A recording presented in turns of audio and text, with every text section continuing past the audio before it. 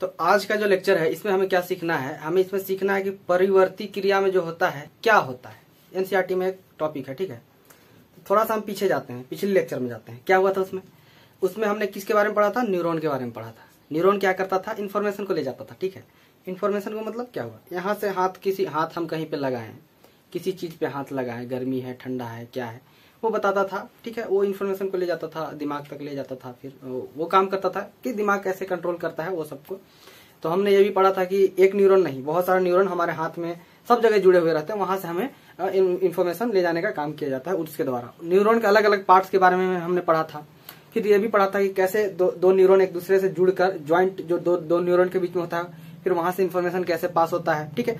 कैसे विद्युत आवेग में जाता है करंट, इन्फॉर्मेशन कैसे बदलता है, फिर रासायनिक में बदलता है, मतलब इन सारी चीजों के बारे में हमने डिस्कस किया था।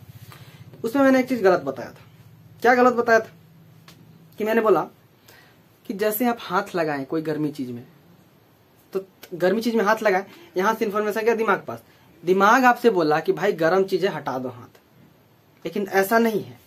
ये जो देखिए, हम आपको कार्य के बारे में नहीं पढ़ाए थे, कार्य, ठीक है। कुछ कुछ चीज होता है कि वो मेरु रज्जु तक ही जाता है, ठीक है।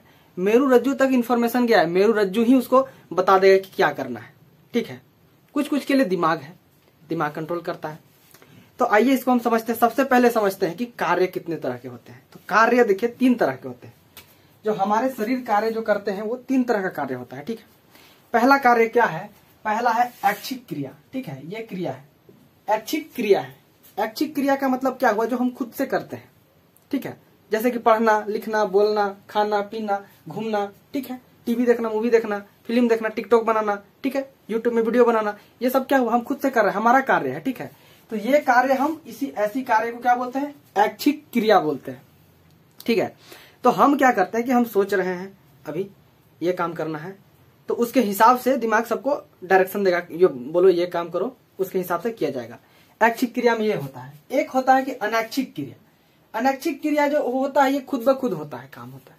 इसका एक उदाहरण है हृदय का धड़कना, दिल का धड़कना। ये इसको आप मना नहीं कर सकते हैं। दिल का धड़कना, शरीर के अंदर में अलग अनेक तरह की कोशिकाओं का काम होना, ठीक है। कुछ कुछ ऐसे शरीर में हमारे शरीर के भाग हैं जो जिसमें अनैच्छिक क्रिया होता है, ठीक है। वो खुद ब खुद होता है, तो इसको बोलते हैं अनैच्छिक क्रिया।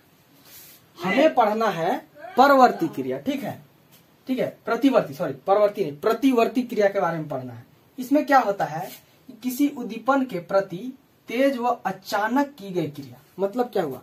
किसी उद्दीपन के प्रति तेज व अचानक की गई क्रिया कहने का मतलब हुआ कि जैसे ही मैंने जैसे कोई तार दिखा हमको, अगर उसमें छुए करंट, हमको बिजली लगा, ठीक है, बिजली लगा तो हम तुरंत उसको हाथ हटाते हैं। तो ये कार्य क्या हुआ? ये हो गया प्रतिवर्ती क्रिया हो गया, ठीक है, अचानक हो गया। कहीं हम गर्मी में हाथ लगाए, आग में अगर हाथ लग दिया गलती से, अचानक हम अपने हाथ को पीछे खींच लेते हैं, ये क्या हुआ? प्रतिवर्ती क्रिया हुआ। अब ये कैसे होता है इसको समझना है। मतलब हम हाथ अगर हटा रहे हैं तुरंत, तो कैसे हटा लेते हैं? कुछ तो होता होगा यहाँ पे, इसको समझ में आता होगा। तो इसको कैसे समझ में आता है कि तुमको हाथ हटाना है कि हाथ रखे रहना है कि क्या करना है, उसके बारे में भी समझना है इस लेक्चर में, ठीक है। उसी के बारे में देखना है। तो अब क्या हुआ देखिए, तो ऐसी क्रिया के लिए, प्रतिवर्ती क्रिया के लिए, जैसे कि यहाँ पे एक उदाहरण दिया हुआ है। क्या कैसे होता है? ये मेरा हाथ है, ठीक है, ये मेरा हाथ है, यहाँ पे हाथ है, यहाँ पे देखिए मोमबत्ती रखा गया है, ठीक है। ये उष्माग्राही इसी को बोलते हैं। क्यों बोल रहे हैं इसको? कि जब भी हम हाथ को कहीं पे लगा रहे हैं तो उष्मा ग्रहण कौन कर रहा है? हाथ कर रहा है। उदाहरण किसका दे रहे हैं? उष्मा का दे रहे हैं। तो ये ग्रहण कौन कर रहा है? हाथ। तो ये हो गया उष्माग्राही। अब यहाँ से क्या हुआ? उष्माग्राही जैसे ही इसको मिला उष्मा, ये क्या करेगा? इसको समझ में नहीं आता है, बोलेगा चलो ठीक है, इसको आगे लेके जाते हैं। आगे ले जाएगा, कहाँ जाएगा? इधर से जाएगा, इधर से जाएगा, इधर से संवेदी तंत्र से होते हुए यहाँ तक पहुंचेगा, यहाँ मेरु रज्जु के पास पहुंच जाएगा। मेरु रज्जु क्या करेगा? इसको मेरु रज्जु है, ये मेरु रज्जु इसको बोलेगा ठीक है, मेरु रज्जु बोलेगा दिमाग नहीं, दिमाग के पास नहीं भेजेगा, ठीक है, मस्तिष्क के पास नहीं भेजेगा। अब मेरु रज्जु देखिए यहाँ पे एक क्या बोलते हैं, रफ फिगर बना लिए हमने। इसमें मेरु रज्जु कौन सा भाग है? ये वाला आपका मेरु रज्जु है, ठीक है। तो इधर से भी इन्फॉर्मेशन आ सकता है, इधर से भी आ सकता है, इधर से भी, कहीं से भी आ सकता है इसके पास, मेरु रज्जु के पास इन्फॉर्मेशन। अब कहीं से आया इन्फॉर्मेशन, ठीक है। तो यहाँ देखिए ये मेरु रज्जु के पास पहुंचा, मेरु रज्जु बोलेगा ठीक है, हाथ उसको हटाने के लिए बोलो। फिर से यहाँ से कहा है प्रतिसरण तंत्रिका कोशिका, इसके माध्यम से होते होते फिर यहाँ पे आएगा, फिर इधर से आएगा प्रेरक तंत्रिका कोशिका, फिर इधर कार्यकर से होते हुए फिर यहाँ पे आएगा।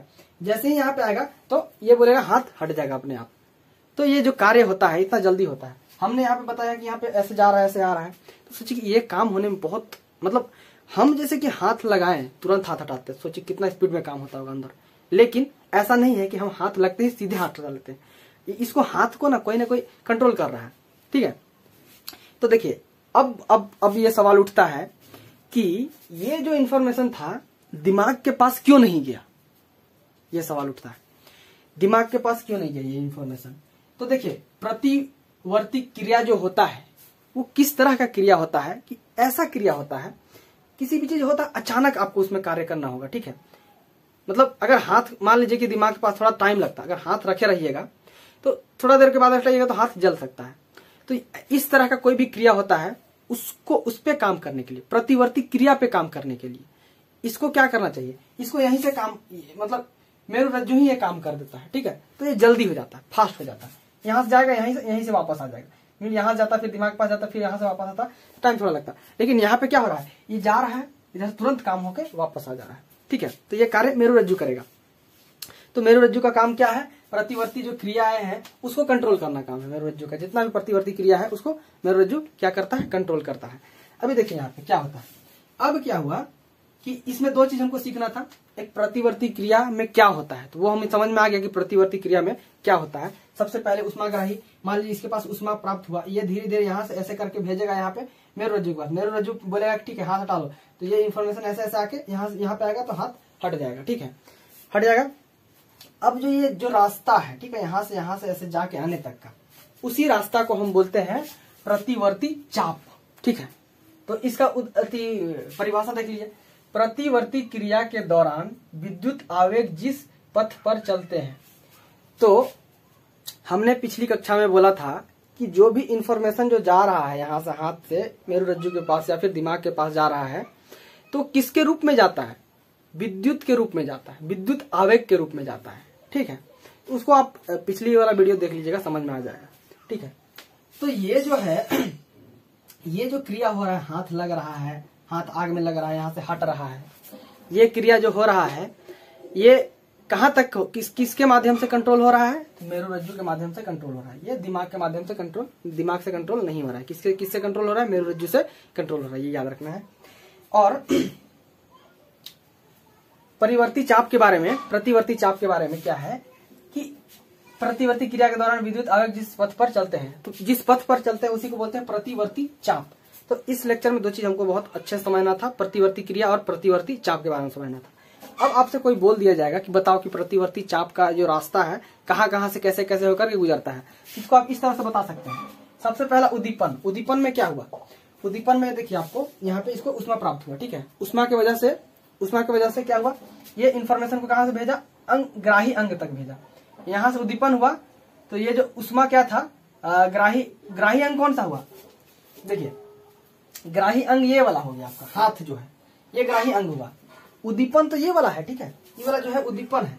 कुछ ऐसा क्रिया हुआ है जिसकी वजह से हमें तुरंत हाथ हटाना है, चाहे कुछ करना है, तो उद्दीपन ये हो रहा है। मान लीजिए कभी भी आप उद्दीपन हुआ, कुछ ऐसा कार्य हुआ, तो वो उद्दीपन किसको प्राप्त होगा, ग्राही अंग को, हाथ हो गया चाहे कहीं और हो सकता है।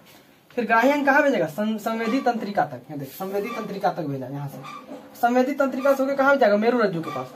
अब मेरुरज्जु उसको पहचान लिया क्या है, हीट है, गर्मी है, क्या है, पहचान लिया, मेरुरज्जु बोलेगा भाई जा, फिर से इसको बोलेगा प्रेरक तंत्रिका कोशिका को बोलेगा, यहाँ तक भेजेगा। फिर यहाँ से कहाँ जाएगा, कार्यकर में जाएगा, फिर कार्यकर से हाथ हटना। कार्यकर का मतलब क्या हुआ कि जो कार्य करेगा, ठीक है।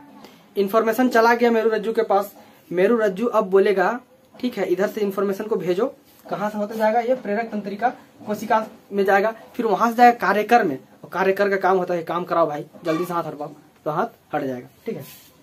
तो इस तरह से इस लेक्चर में है कि दो चीज समझना था, क्रिया के बारे में हमने समझ लिया, ऐच्छिक क्रिया, अनैच्छिक क्रिया, प्रतिवर्ती क्रिया, फिर प्रतिवर्ती चाप के बारे में हमने समझा, ठीक है।